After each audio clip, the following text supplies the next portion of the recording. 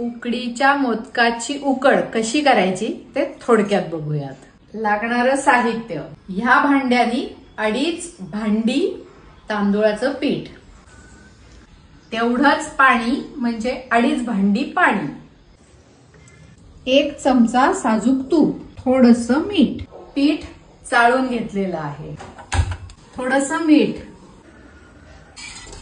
साजूक तूप। पाण्याला उकळी आलेली आहे। आता आपण थोडं थोडं पीठ ह्यात मिक्स करणार आहोत। पीठ मिक्स झालेलं आहे। आता 2 मिनिटाची वाफ घ्यायची आहे।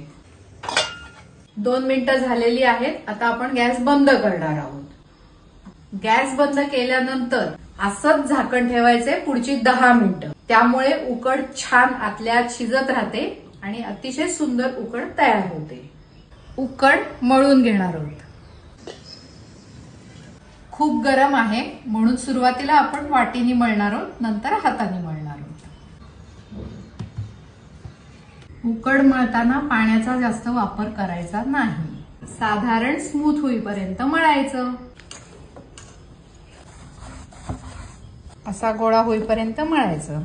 उकडीच्या मोदकाची उकड तयार।